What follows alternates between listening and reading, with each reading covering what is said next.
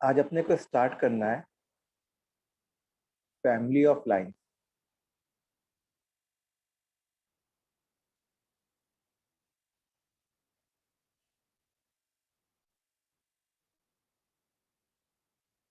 ठीक है, family of line. अब इसमें क्या होता है देखते हैं।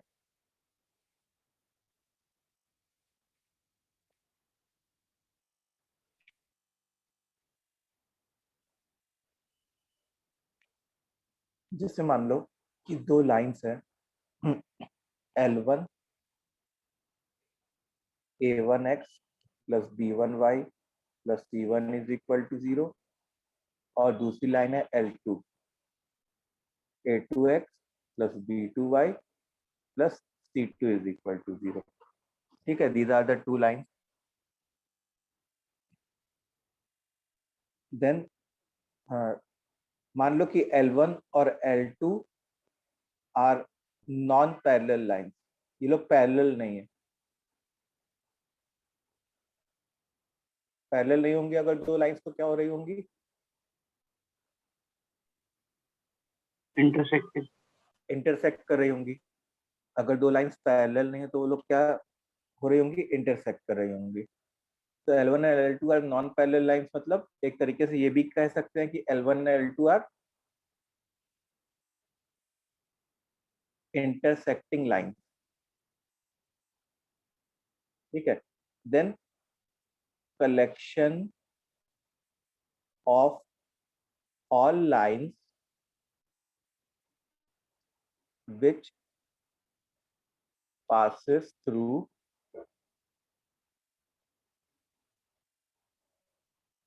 point of intersection of L1 and L2. Then connect collection of all lines which passes through point of intersection of L1 and L2 will be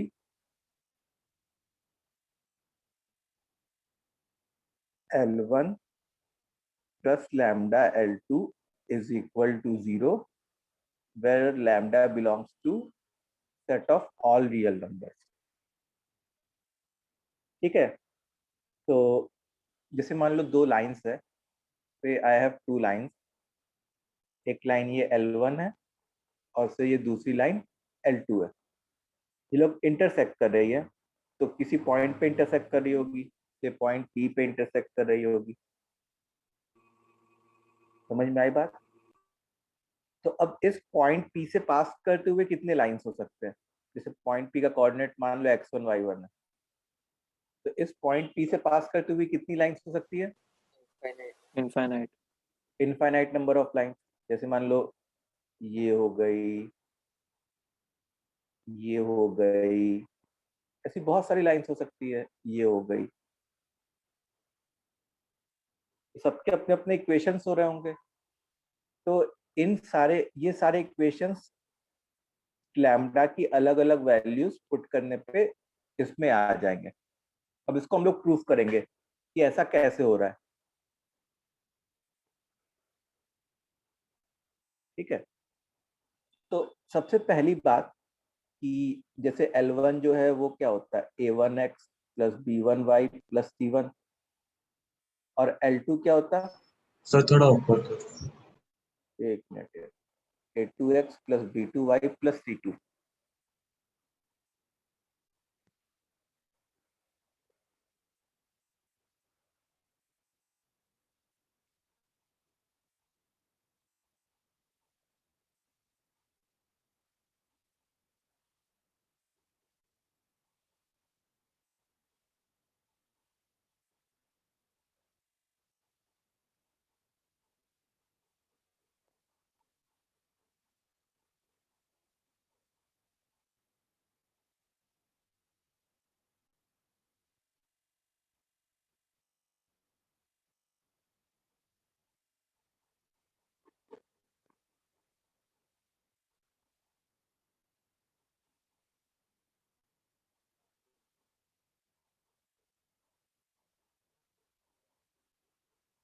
लिख लिया?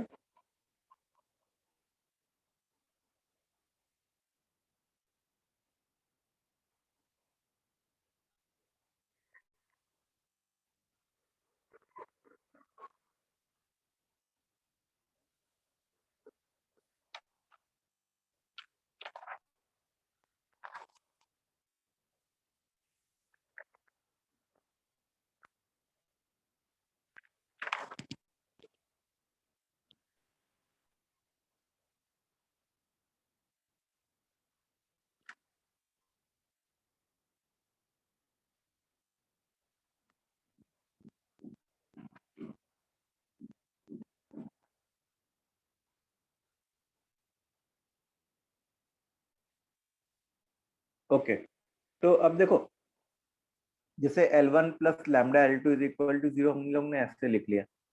तो सबसे पहली बात बताओ कि ये वाली चीज भी एक लीनियर इक्वेशन बनेगी क्या एक्स और वाई में? हाँ sir. It will also be a linear in x and y. अच्छा, linear in x and y का क्या मतलब है? डिग्री 1। मतलब it will represent a straight line. It will represent what? A straight line.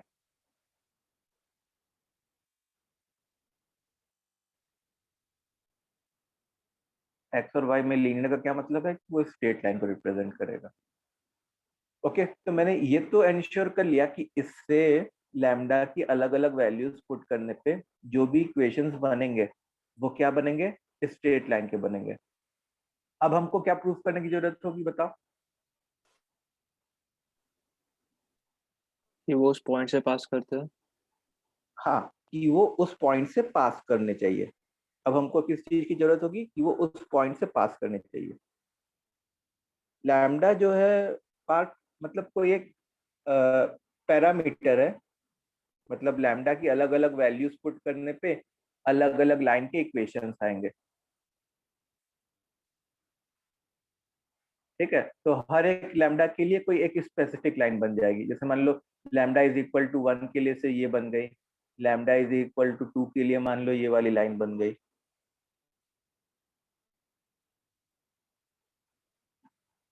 नहीं, lambda जो है constant है। Lambda is a constant, not x. Lambda is a constant. ठीक है। अच्छा, अब देखो मैंने ना इसमें पॉइंट पी डाला। इसमें क्या किया? पॉइंट पी का कोऑर्डिनेट डाला, x1 कॉमा y1। तो जो हमारा LHS होता वो बताओ क्या होता? a1 x1 plus b1 y1 plus c plus lambda times a2 x1 plus b2 y1 plus c2। यहाँ पे c1 है। ठीक है। लैम्डा क्या डिसाइड करता?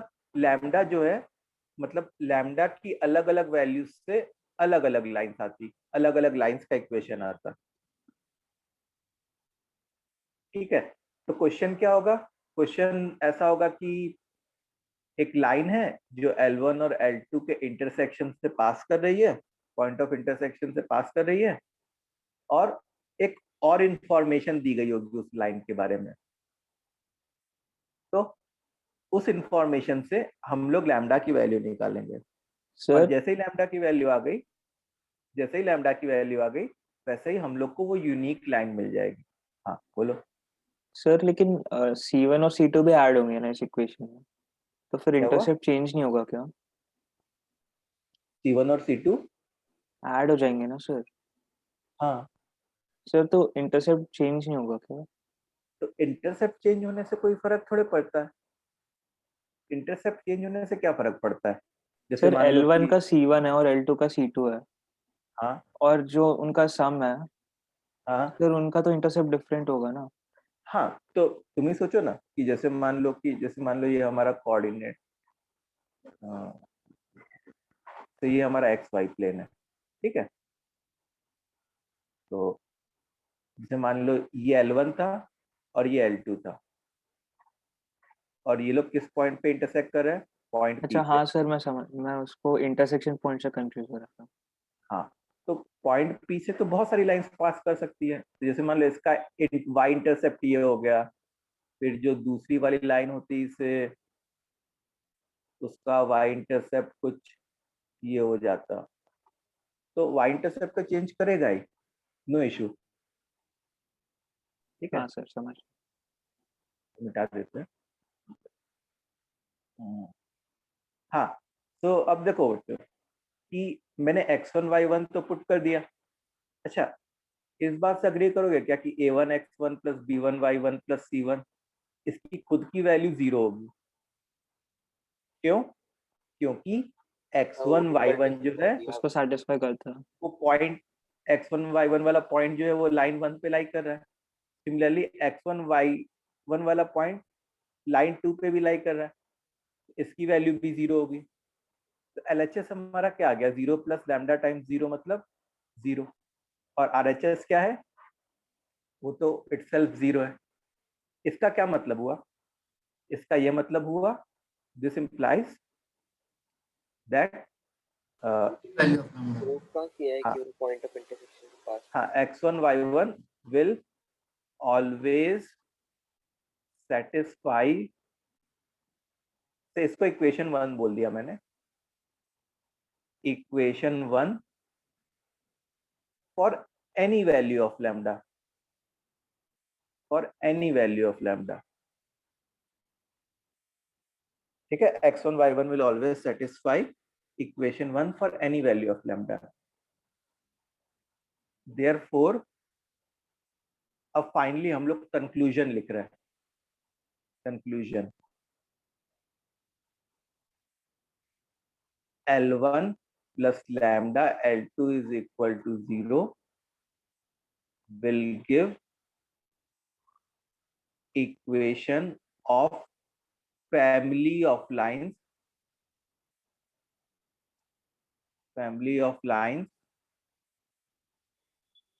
passing through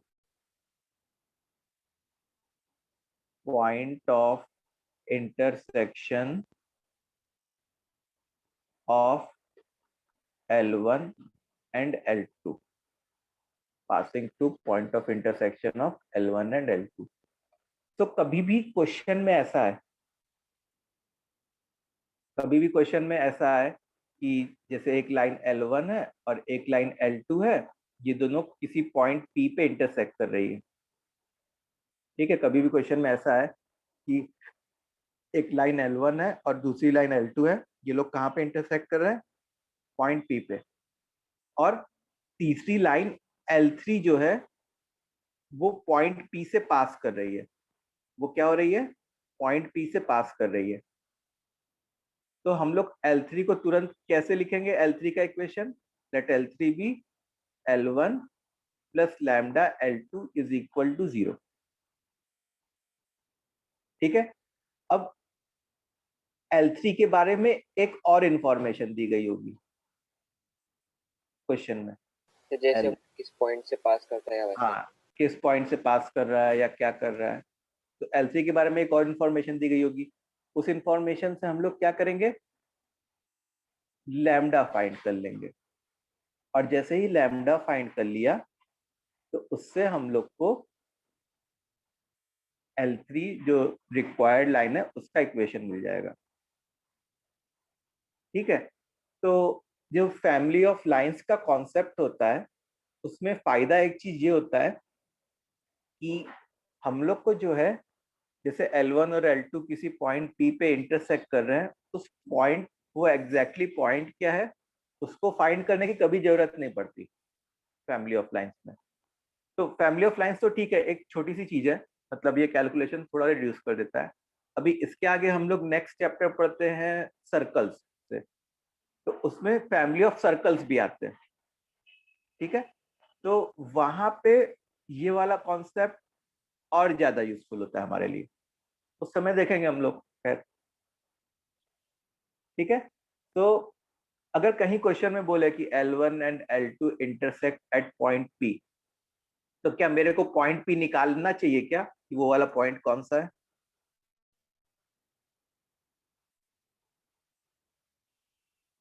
नहीं, मतलब क्वेश्चन बोले कि L1 and L2 intersect at point P and a line is passing through that point, a third line is passing through that point, तो हम लोग को थर्ड लाइन को तुरंत इस फॉर्म में लिख लेना चाहिए। समझे, हम लोग को ऐसा नहीं करना चाहिए कि पॉइंट P फाइंड करेंगे एग्जैक्टली। जैसे let's have a question on this.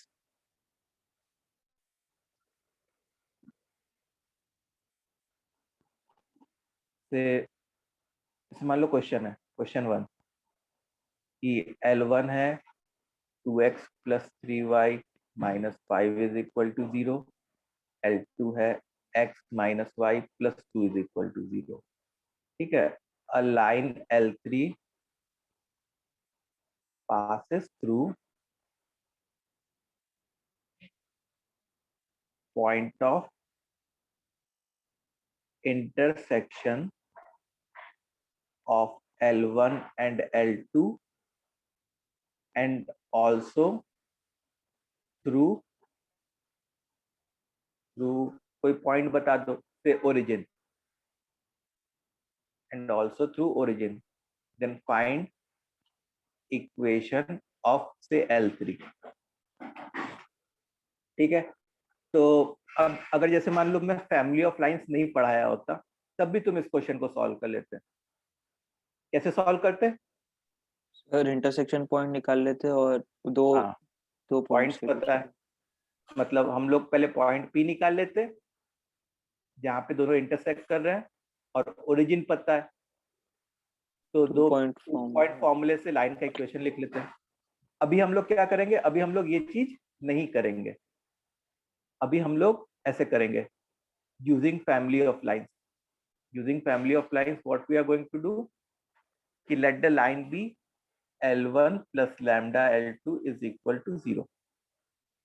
So L1 is 2x plus 3y minus 5 plus lambda L2 is x minus y plus 2 is equal to 0.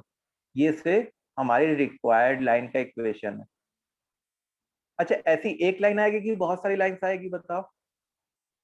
तो इस कंडीशन को सेटिस्फाई कर रही है, एक ही लाइन आएगी, एक ही लाइन पॉसिबल होगी, तो उसके लिए जो हमारी लैम्डा की वैल्यू आएगी एक यूनिक लैम्डा की वैल्यू आएगी। तो वो लैम्डा की वैल्यू फाइंड करने के लिए इस वाली इन्फो का यूज करना पड़ेगा कि the line also the required line also passes through origin. तो हम लोग ने क्या किया कि इसमें 0,0 पुट कर दिया, सेटिस्फाई करा दिया मतलब। तो -5 plus 2 lambda is equal to 0। तो आपकी लैम्डा की वैल्यू क्या आ गई? 5/, ठीक है, the value of lambda is 5/2। अब इसी लैम्डा को मैंने पुट किया 2x plus 3y minus 5 plus 5/2, मतलब 2 इधर आ जाएगा एलसीएम वगैरह लेके, x minus y plus 2 is equal to 0। ठीक है, तो 4x plus 5x 9x, 6y minus 5y plus y। अच्छा, -10 plus 10 कैंसिल होके 0 इज इक्वल टू 0। और कांस्टेंट टर्म 0 आना भी चाहिए था। कांस्टेंट टर्म 0 क्यों आना चाहिए था, क्लियर है? क्योंकि क्वेश्चन में क्या दिया था कि जो हमारी रिक्वायर्ड लाइन है वो इंटरसेप्ट 0 होगा, ओरिजिन से पास कर रही है। तो ओरिजिन से पास करने वाली लाइन कैसी होती है? y is equal to mx type की होती है। तो हमारी जो लाइन हो गई वो कौन सी हो गई? y plus 9x is equal to 0, या चाहो तो y is equal to -9x।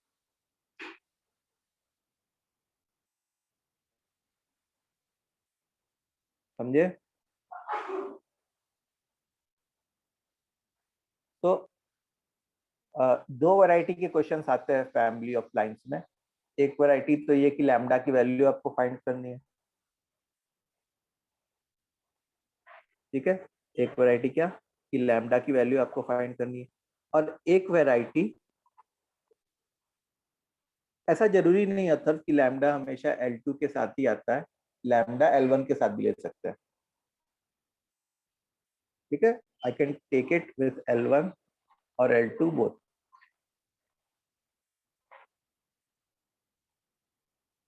तो एक क्वेश्चन और करोगे तुम लोग? ये क्वेश्चन समझ में आ गया? Yes sir. ओके, इसी का सेकंड पार्ट लिख लेते हैं। मतलब अभी भी L1 और L2 तो वही है, क्या है जो गिवन है। Then find equation of required line having slope 2। Find the equation of required line having slope 2।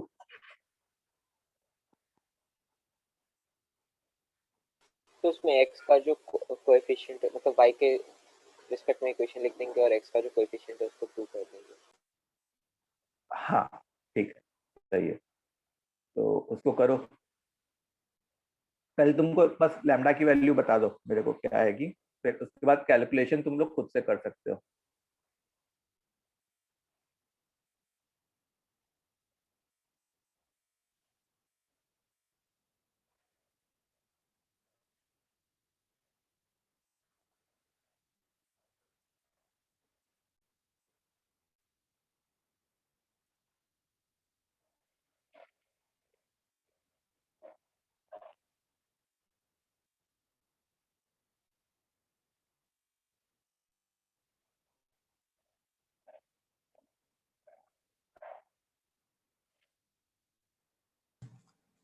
Sir नीचे स्क्रॉल डाउन करो।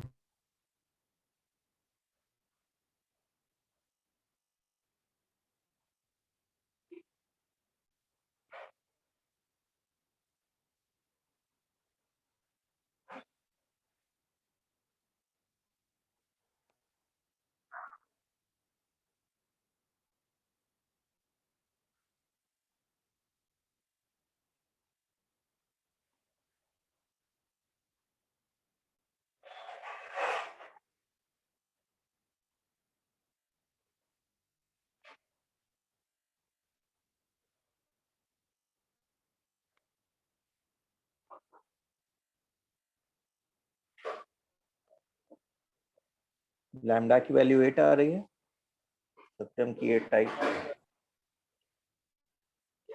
हाँ सर 8 है। 8 आई। तो देखो हम लोग क्या करते हैं, पहले जो ये वाला इक्वेशन उसको फिर से लिख लेते हैं, ये वाले को। तो 2x plus 3y minus 5 plus lambda times x minus y plus 2 is equal to 0। अच्छा, इसको बिना, इस क्वेश्चन को बिना फैमिली ऑफ लाइंस से भी कर सकते हैं, उसके कॉन्सेप्ट से भी कर सकते हैं। बोलो बच्चों।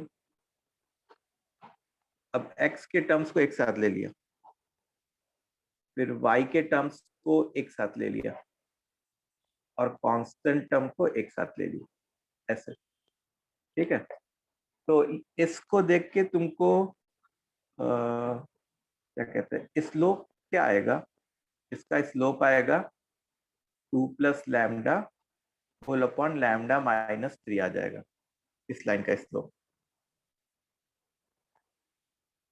2 plus lambda whole upon lambda minus 3। और हम लोग क्या एक्सपेक्ट कर रहे हैं, ये 2 के बराबर हो जाए। It means 2 plus lambda is equal to 2 lambda minus 6, therefore lambda is equal to 8। अब तुमको क्या करना होगा फाइनल आंसर के लिए, L3 के लिए L1 plus 8 L2 is equal to 0। इससे एक इक्वेशन आएगा, वही L3 का इक्वेशन है।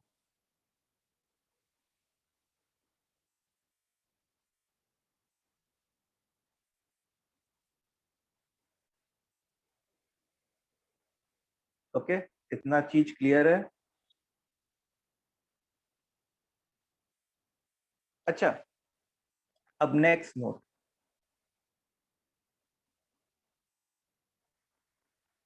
जैसे मान लो कहीं पे ऐसा लिखा है L1 plus lambda L2 is equal to 0, या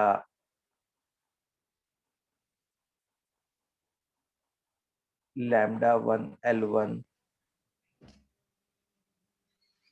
plus lambda 2 L2 is equal to 0। ठीक है, तो ये लोग क्या रिप्रेजेंट करते हैं, दोनों लोग वही चीज रिप्रेजेंट करते हैं, both are representing family of lines passing through point of intersection of L1 and L2. Both are representing family of lines passing through point of intersection of L1 and L2. तो अब कभी कभी कैसे type का question आ जाता है वो देखो जरा। जैसे मान लो एक एग्जाम्पल लेते हैं, ऐसे टाइप का है, x plus 2y minus 3 plus t times 2x minus y plus 7 is equal to 0, where t belongs to real numbers. Where t belongs to real numbers. Sir ये दूसरा तो इक्वेशन कौन सा है? दूसरा भी वही फॉर्म है, दूसरा भी वही फॉर्म है. अगर जैसे मान लो तुम इस फॉर्म को इस फॉर्म में ले जा सकते हो, पूरे इक्वेशन को लैम्डा 1 से डिवाइड कर दो. हाँ सर. ठीक है. तो जैसे मान लो एक एग्जांपल ऐसे लिखा है x plus 2y minus 3 plus t times 2x minus y plus 7 is equal to 0. So above family of lines always passes through a fixed point.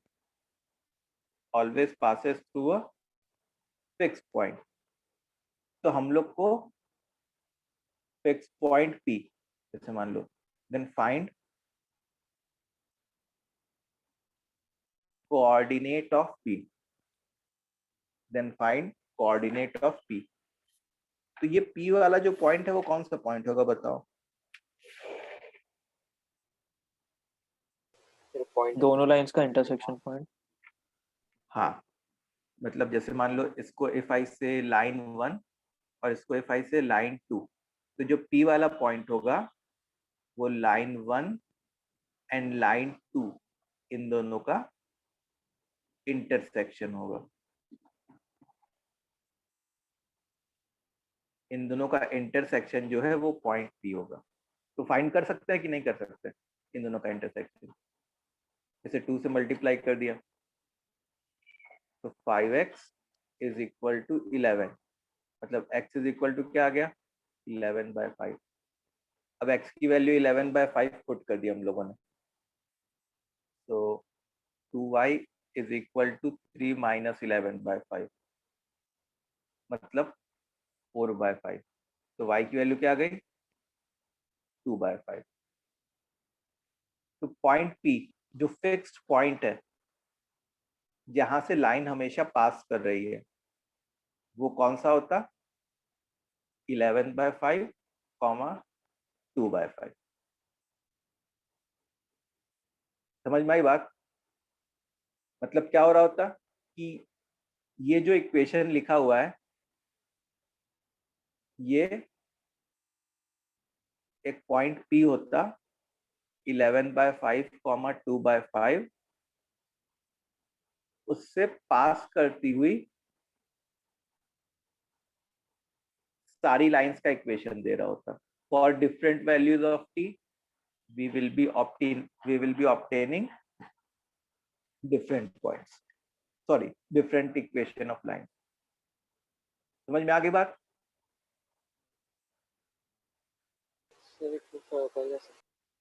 हाँ, ऊपर सर मुझे एक्चुअली अलग आंसर है. क्या अलग पॉइंट आया? सर वो शायद -11/5 होगा. ओ हाँ, सॉरी, -11/5. तो फिर y भी चेंज हो जाएगा, 3 + 11/5 हो जाएगा.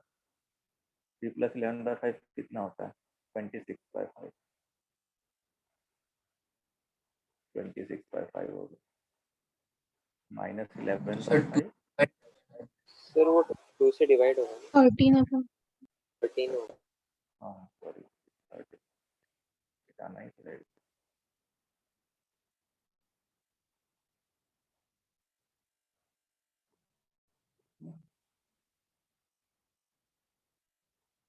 Thirteen by 5.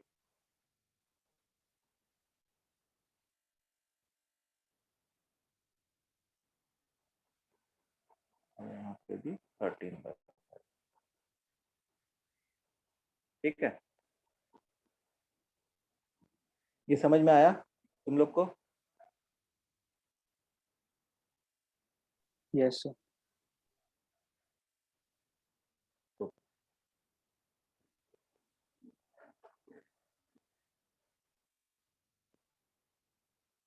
तो अब जैसे मान लो कि एक क्वेश्चन होता x times a plus 2b plus y times a plus 3b is equal to a plus b, where a and b are real numbers. This line always passes through a fixed point. Then find that point. Point का coordinate find करेंगे.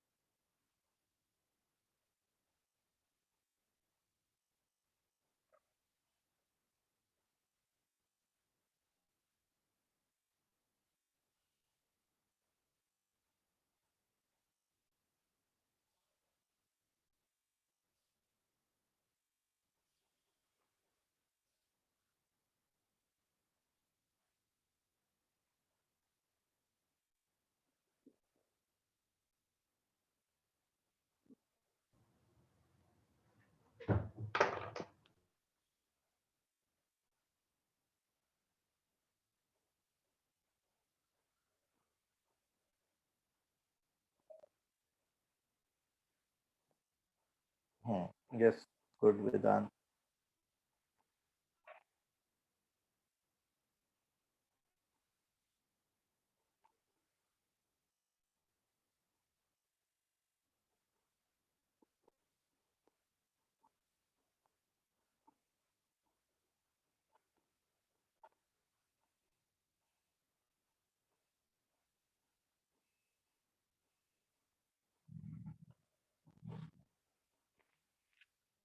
करो बच्चों जल्दी जल्दी.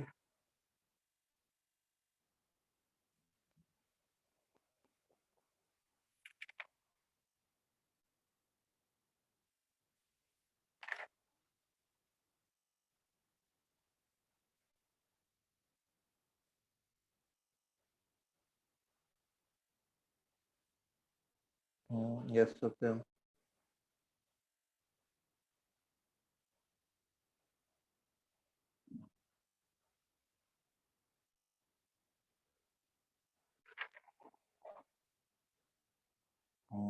सही है. Good. Okay, so let's do it.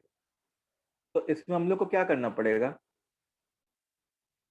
a के term को अलग से लिखना पड़ेगा और b के टर्म को अलग से लिखना पड़ेगा.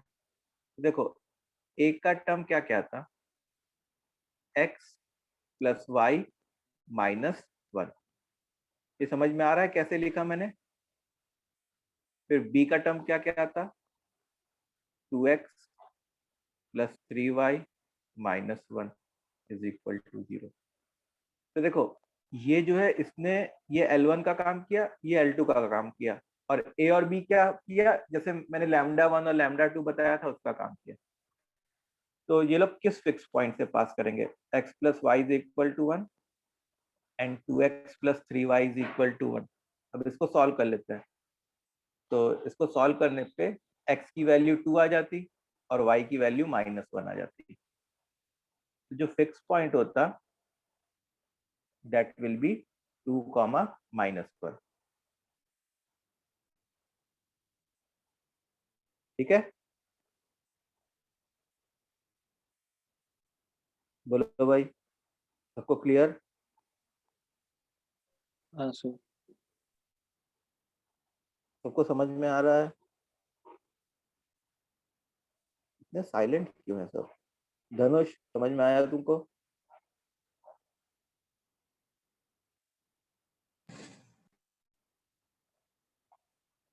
बोलो. Yes, sir.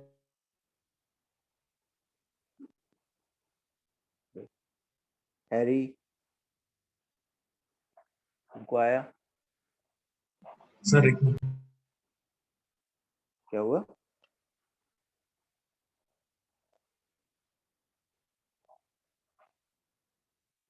साउंड नहीं आई भाई तुम्हारी।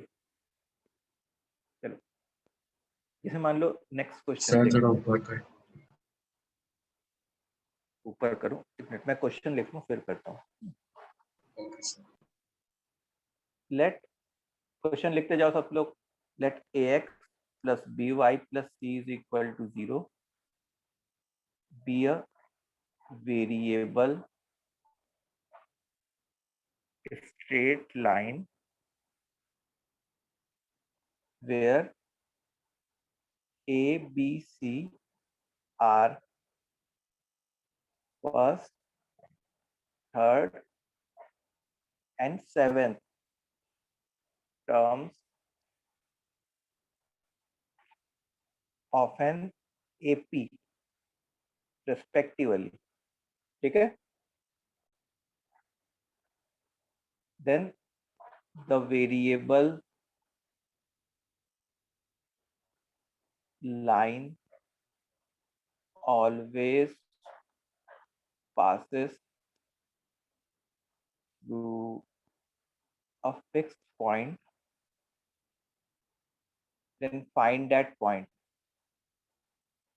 Find that fixed point.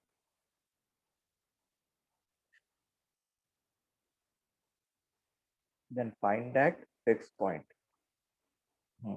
लिख लिया क्वेश्चन?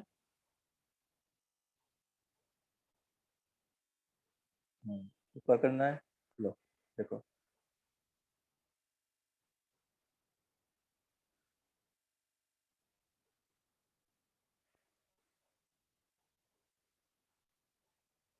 सर क्वेश्चन लिखा। क्वेश्चन लिखा। हाँ सर।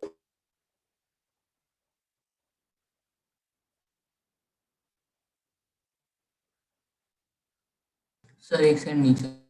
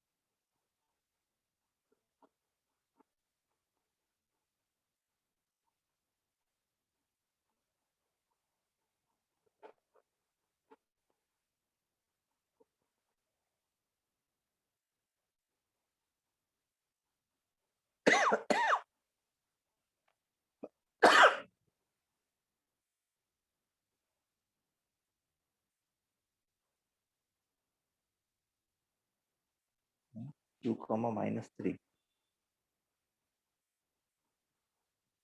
Okay, 1 comma -2।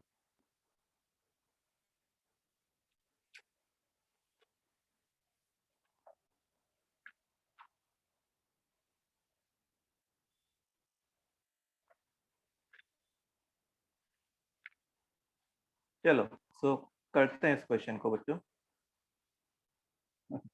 बच्चे अलग अलग आंसर आ रहे हैं। तो देखो, जैसे फर्स्ट टर्म तो ए ही है, थर्ड टर्म बी है। मतलब जैसे मान लिया कि फर्स्ट टर्म ए है और कॉमन डिफरेंस क्या है? डी है। तो बी को मैं क्या लिख सकता हूँ? ए प्लस 2d। और बताओ सी को मैं क्या लिख सकता हूँ? ए प्लस 6d, क्योंकि फर्स्ट, थर्ड और सेवेंथ है। ठीक है, अब इनको मैंने क्या किया? पुट किया। तो ए को तो ए ही रहने दिया, ए एक्स। बी को क्या कर दिया? ए प्लस 2d इंटू वाई। और सी को क्या कर दिया? a plus 6d is equal to what? 0. अब a को अलग से सेग्रीगेट कर लिया और d को अलग से सेग्रीगेट कर लिया. देखो a का सेग्रीगेशन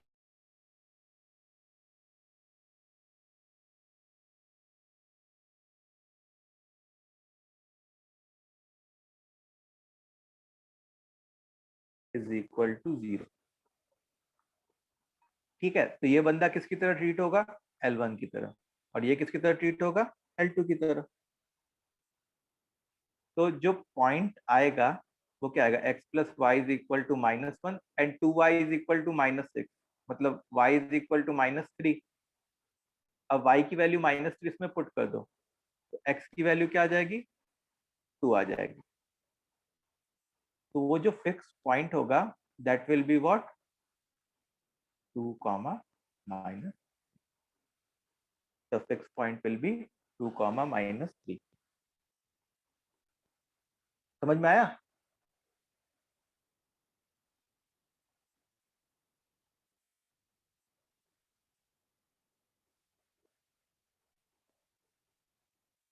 अब जैसे इसी पे एक लोकस का क्वेश्चन कर लेते हैं.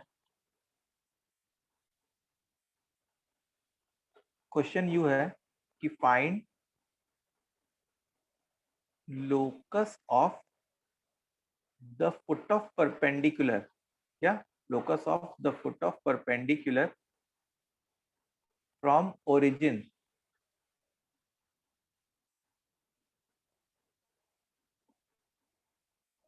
on each member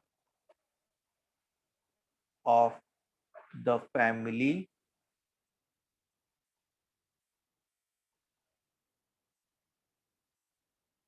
(4a plus 3x minus a plus 1y minus of 2a plus 1 is equal to 0.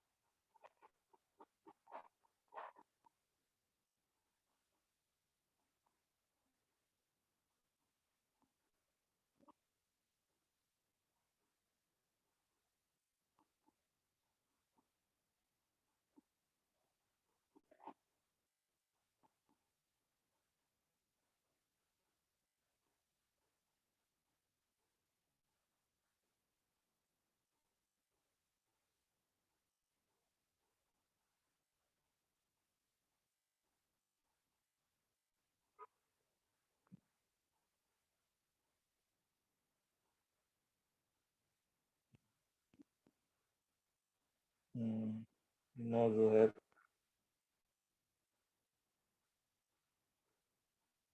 देखो क्वेश्चन को समझो पहले। क्वेश्चन क्या बोल रहा है कि पहले तो हम लोग ने क्या सोचा कि ये फैमिली ऑफ लाइंस है जो वो किसी एक फिक्स पॉइंट से पास कर रही होगी। हाँ, तो वो वाला फिक्स पॉइंट कौन सा होगा पहले वो निकाल लेते हैं। तो देखो ए वाले को पहले अलग कर लिया, 4x minus y minus two plus 3x minus y minus one is equal to 0। देखो ये L1 plus lambda L2 is equal to 0 type का बन गया। तो पॉइंट ऑफ इंटरसेक्शन क्या आ रहा होगा? पॉइंट ऑफ इंटरसेक्शन आ रहा होगा 1,2। ठीक है, तो पहला तो इंट्यूशन मेरा ये होगा कि भाई पॉइंट ऑफ इंटरसेक्शन निकालो। अब तुमको कुछ ऐसे सोचना है। अब ये जो क्वेश्चन हो गया ना, अब मैंने ऐसा क्वेश्चन कराया था जब लोकस पढ़ रहे थे। जैसे मान लो ओरिजिन है और 1,2 यहाँ पे ऐसे। अब 1,2 से वैसे तो बहुत सारी लाइंस जा सकती है। जैसे मान लो मैंने एक स्पेसिफिक लाइन ले ली और ओरिजिन से परपेंडिकुलर ड्रॉप किया और सर इसी फुट ऑफ परपेंडिकुलर फ्रॉम हाँ। ओरिजिन टू 1,2 था। नहीं, foot of perpendicular from origin on each member of the family. Sir मैंने उल्टा निकाल दिया एक मिनट सर बट ठीक इसमें है। 1,2 का यूज किया है। 1,2 का यूज ये है ना, देखो 1,2 से ही वो सारी लाइंस पास हो रही होती। हाँ सर। तो 1,2 मैंने ऐसे लिख लिया। ये डायग्राम समझ में आया तुमको कम से कम? Yes sir. Sir 2i plus x equal to 5 है क्या? नहीं नहीं, अब हमको एच और के में एक रिलेशन ही स्टैब्लिश करना है ना। तो इसमें कौन सी प्रॉपर्टी का यूज करेंगे लोकस निकालने के लिए बच्चों? Which property should we use?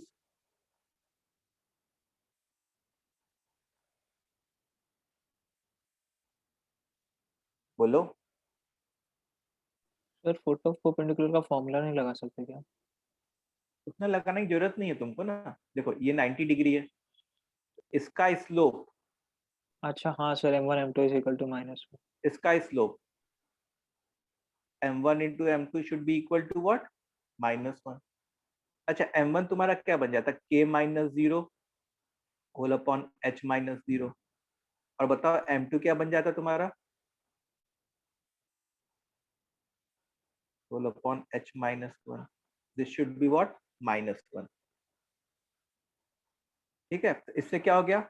k times k minus 2 plus h times h minus 1 is equal to 0। तो इससे हो गया k square plus h square minus 2k minus h is equal to 0।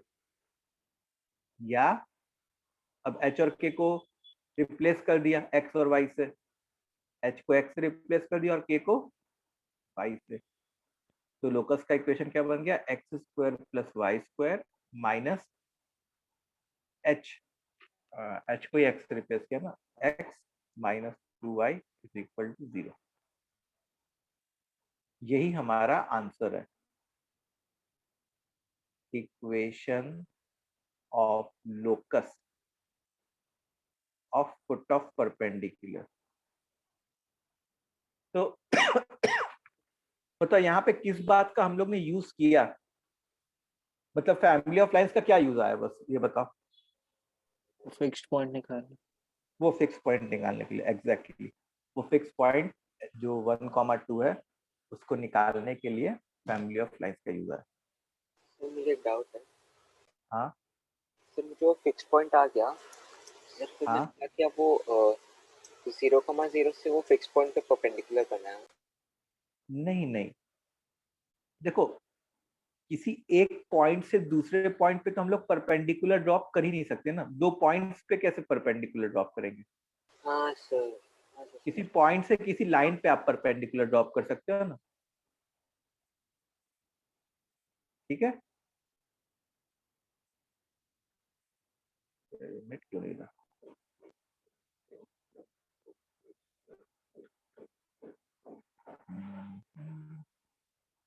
दिया।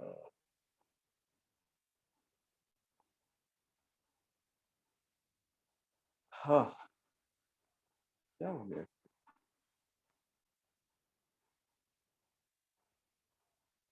चलो ठीक है। अच्छा, अब सिमिलर टाइप का क्वेश्चन तुम करो खुद से। Find the locus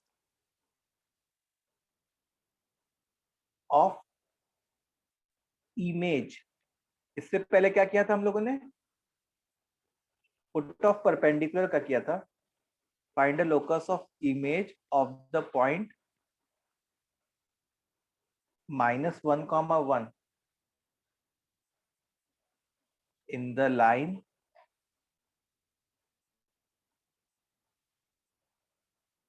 x plus y minus 3 plus lambda times x minus 3y is equal to 0.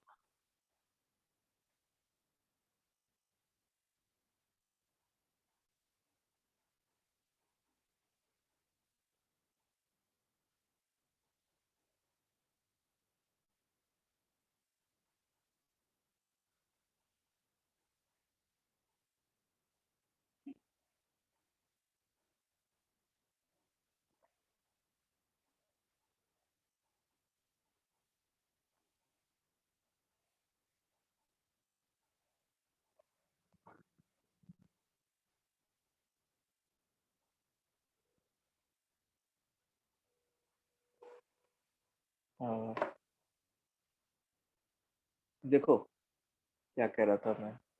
एक क्वेश्चन नोट करने दो। क्वेश्चन लिखना, क्वेश्चन लिख लो। हो गया।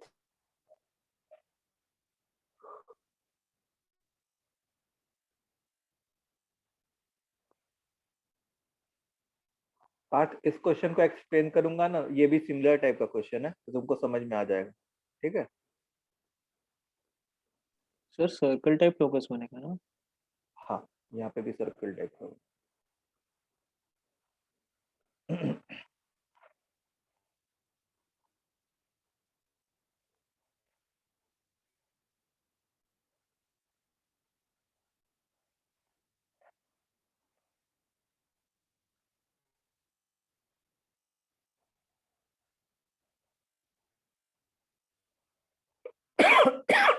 Sorry.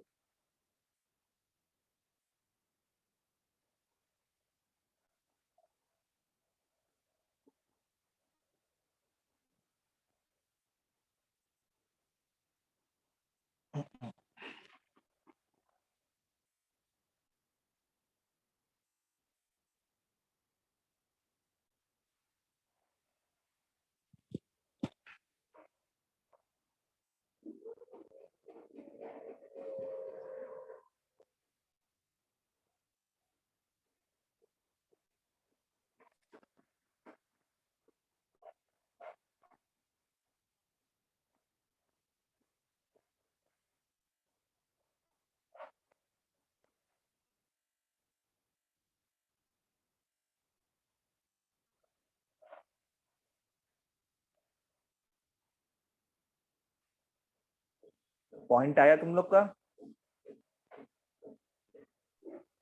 हाँ सर, 9/4, 3/4। हाँ सर, पॉइंटर आ गया। पॉइंट 9/4, 3 अच्छा, सर वही आ रहा है। ठीक है। x plus y is equal to 3 and x is equal to 3y है। ठीक है, तो यहाँ पे 3y अगर मैं पुट कर दूं तो y की वैल्यू 9/4 आ जाएगी और x की वैल्यू 3/4। हाँ सही है। तो वो जो पॉइंट है वो 3/4, 9/4 आ गया। ठीक है। अब देखो हो क्या रहा होगा, अगर हम लोग देखें तो हमारी जो लाइन है, जो फैमिली ऑफ लाइन है, वो इस पॉइंट से पास कर रही होगी। सर y 3/4 होगा। सर आपने उल्टा लिख गलत लिख दिया क्या? सर उल्टा कर। सर उल्टा लिख दिया सर। उल्टा लिख दिया। हाँ।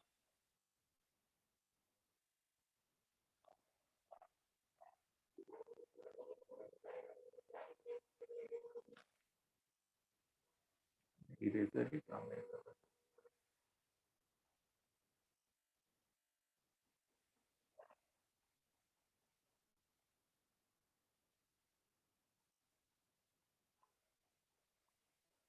क्या आ रहा है? y3/4, x9/4 और y3/4।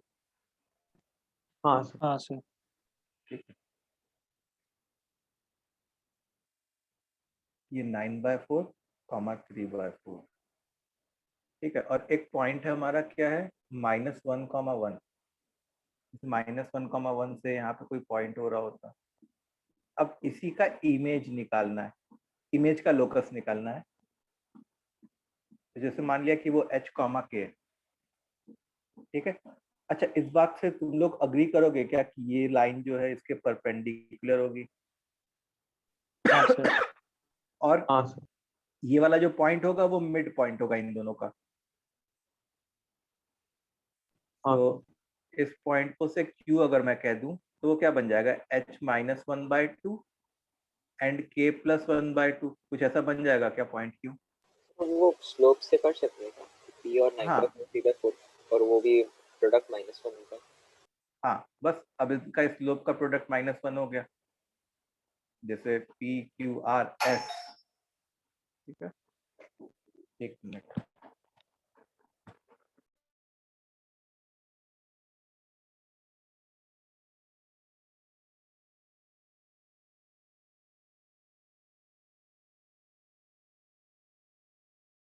हाँ, तो अब बस m1 इंटू m2 मतलब m of RQ into m of QS, that should be -1। अब RQ का स्लोप क्या आ जाएगा? h-1/, सॉरी, अब कर लोगे ये वाला क्वेश्चन? ये एकदम सर वैसा क्वेश्चन हो RS गया। और PS नहीं होगा क्या? RS और PS भी 90 डिग्री पे नहीं होंगे क्या? RS PS 90 डिग्री पे नहीं होंगे। RS PS 90 डिग्री पे क्यों हो जाएंगे? ये एंगल और ये एंगल मैं कह सकता हूँ कि इक्वल होगा, लेकिन ये थोड़े कह सकता हूँ कि ये एंगल 45 होंगे। समझे?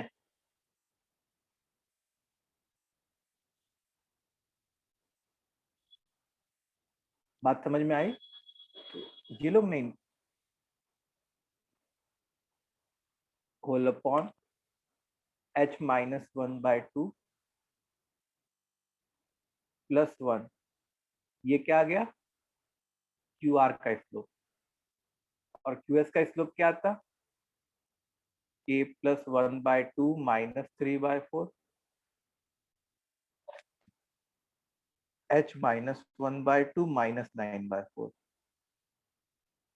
इनका प्रोडक्ट -1। अब जैसे किया था लास्ट टाइम वैसे ही करना है तुमको। कंप्लीट कर लोगे इसको? हाँ पार्ट आया समझ में?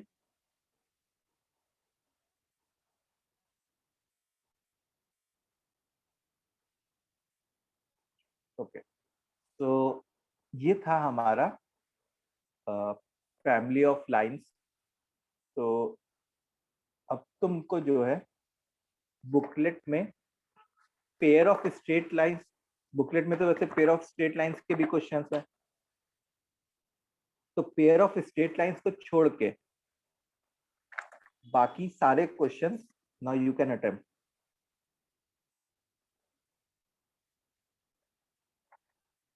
ठीक है,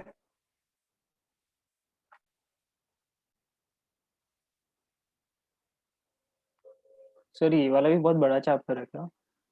क्या पेयर ऑफ स्ट्रेट लाइंस? हाँ सर। नहीं नहीं, वो छोटा है, इतना बड़ा नहीं है। वो मैं 3 क्लास में करवा दूंगा, pair of straight lines. Sir वो समझे कैसे कि वो पेयर ऑफ स्ट्रेट लाइंस पे है या नहीं क्वेश्चन? और ये भी बात सही है। सर बुकलेट जैसे ले, वो लेवल 1 में ना सर वो 50 के बाद ये चालू हो गए थे फैमिली वाला, और सर 60 के बाद समझ में नहीं आ रहा था कैसा क्वेश्चन है।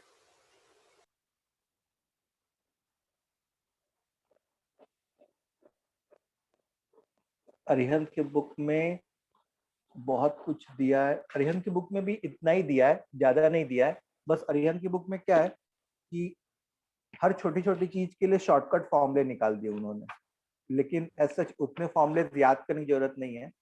जैसे अगर तुमने अरिहंत की बुक परचेज करके रखी है तो उसको पढ़ना तुमको अपने आप समझ में आ जाएगा कि सारे टॉपिक्स कवर कर चुके हैं हम लोगों ने।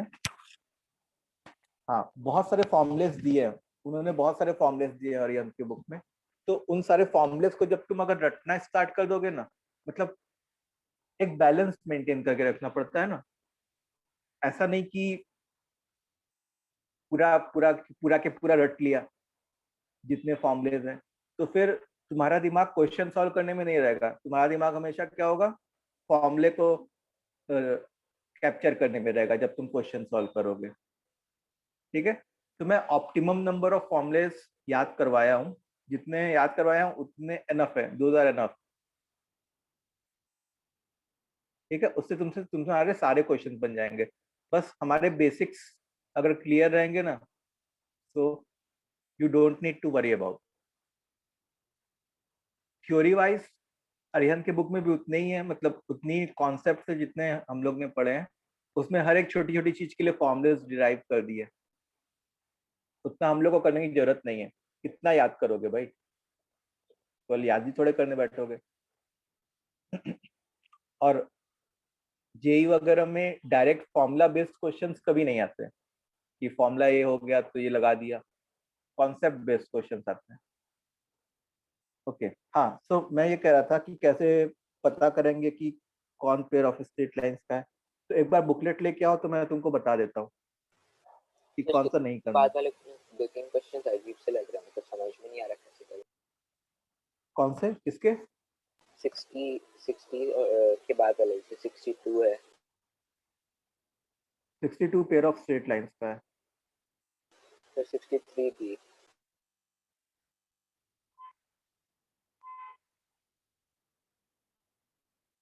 नहीं, 63 तो perpendicular distance of a point वाला क्वेश्चन है।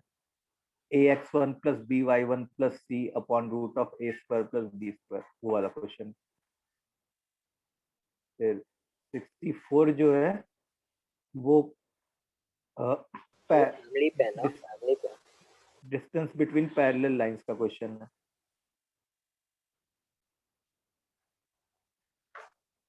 ठीक है, सो हाँ, तो सुनो मेरी बात, बुकलेट लेके आओ सब लोग जल्दी से। कौन कौन से क्वेश्चंस नहीं करने वो बता देता हूँ। स्टेट लेवल में कौन से नहीं करने हैं वो देखो, नॉट टू डू।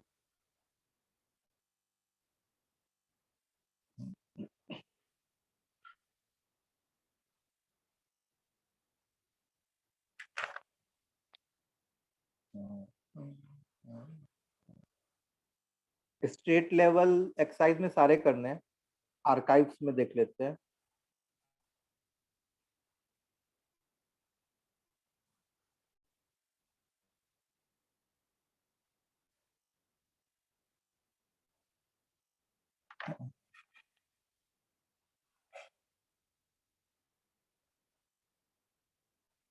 आर्काइव्स में, स्टेट लेवल आर्काइव्स में 36 नहीं करना है,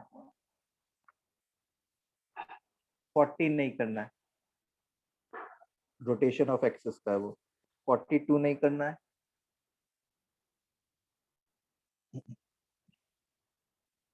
47 नहीं करना है,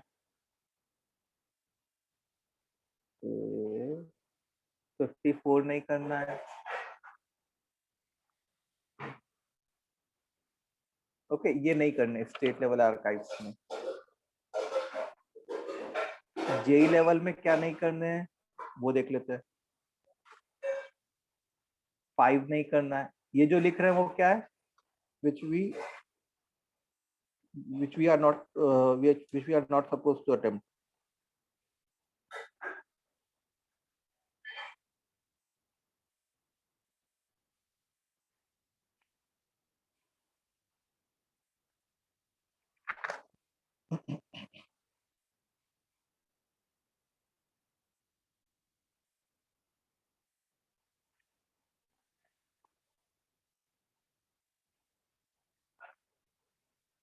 62 नहीं करना है।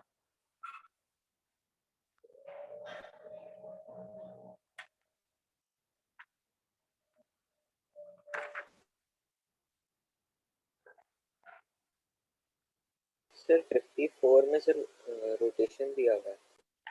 कौन से क्वेश्चन में?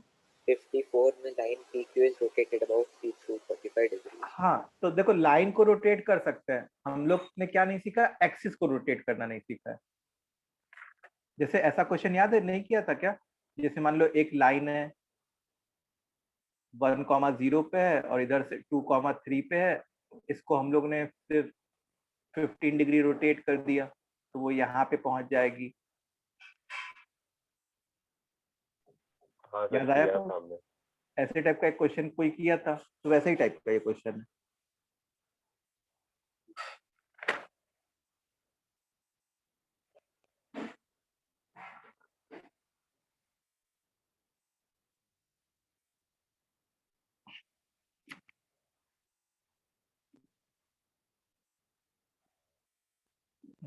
हम्म,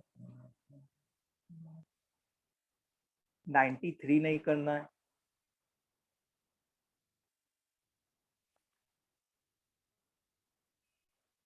- 98 नहीं करना है।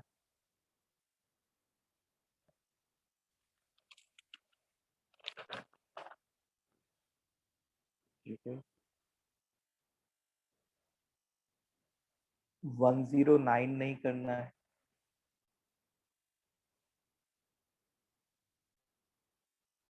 फिर इसके बाद 111 से लेके 118 तक कंटिन्यूअसली नहीं करना है।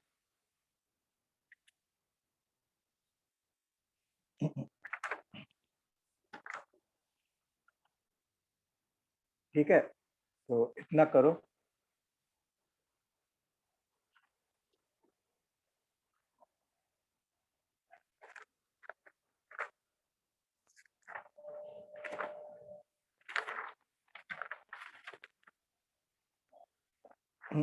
पेज 74 कैसा पेज है? मतलब एक्चुअली मेरे पास जो पिछले साल वाली बुकलेट है और इस साल वाली बुकलेट में कुछ चेंजेस हुए हैं।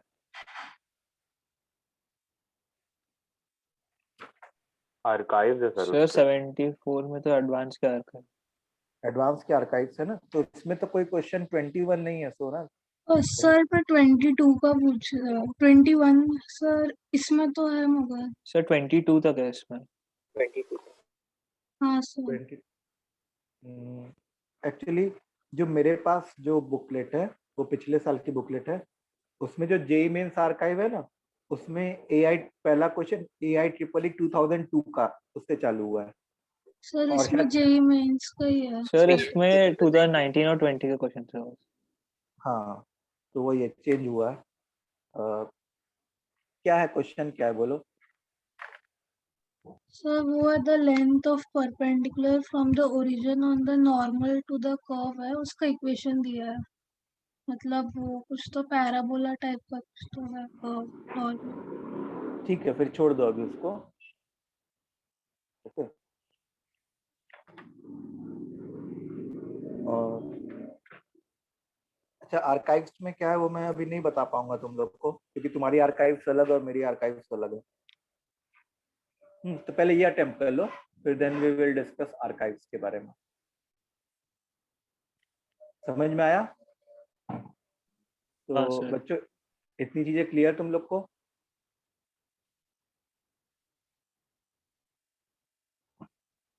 तो आज के लिए हम लोग इतना ही करते हैं। Okay, in next class we will start with pair of straight line. अच्छा, जो मैंने डीपीपी भेजी थी वो भी मैं अभी देख के बता देता हूँ कि क्या क्या कर सकते हैं। खैर, अभी पहले तुम लोग ने कितना किया वैसे बुकलेट से, ईमानदारी से बताना। जेई लेवल में लेवल 1 कर लिया, हाँ सर लेवल 2 बाकी है। लेवल 2 बाकी है। ओके। अच्छा हाँ, एक और चीज की कॉन्सेप्ट एप्लीकेशन एक्सरसाइज भी कर लेना। कॉन्सेप्ट एप्लीकेशन एक्सरसाइज जो है वो कहाँ तक करोगे? कॉन्सेप्ट एप्लीकेशन 5 तक करोगे, टिल CA 5 इसको करना है और इसके सॉल्व एग्जांपल्स भी देखना है। ठीक है, तो मैंने आज कुछ क्वेश्चंस कराए हैं CA 5 के। CA 6 में जो फाइव के बीच के मतलब बीच में जो इलस्ट्रेशन आते हैं कि या स्टेट लेवल के पहले जो एग्जांपल की बात कर रहे हो आप? नहीं, CA 5 से पहले तक के जो इलस्ट्रेशंस हैं, ओके जो इलस्ट्रेशंस है सॉल्व एग्जांपल्स, एक तो सॉल्व एग्जांपल्स है जो 20-25 होते हैं, कुछ कितने हैं, 28 सॉल्व एग्जांपल्स हैं। तो उसमें भी तुम पता है कितने कर सकते हो, टिल 1 से 25 तक तुम कर सकते हो। ठीक है, जो सॉल्व एग्जांपल्स है। Did you get the difference between solve examples and illustration? Solve example मतलब जो चैप्टर के एंड में है, सर स्टेट लेवल के पहले। हाँ सर। स्टेट लेवल के पहले, तो वहां पे आप 1 से 25 तक अटेम्प्ट कर सकते हो। एंड टिल CA 5 तक पूरा करना है, एक्सरसाइज भी करनी है प्लस इलस्ट्रेशंस भी करना। ठीक है, इतना कर लो पहले। ओके, फिर देन वी विल सी की और क्या कर सकते हो एक्स्ट्रा। बुकलेट कंप्लीट होनी चाहिए। ओके, तो गुड बाय। Bye sir.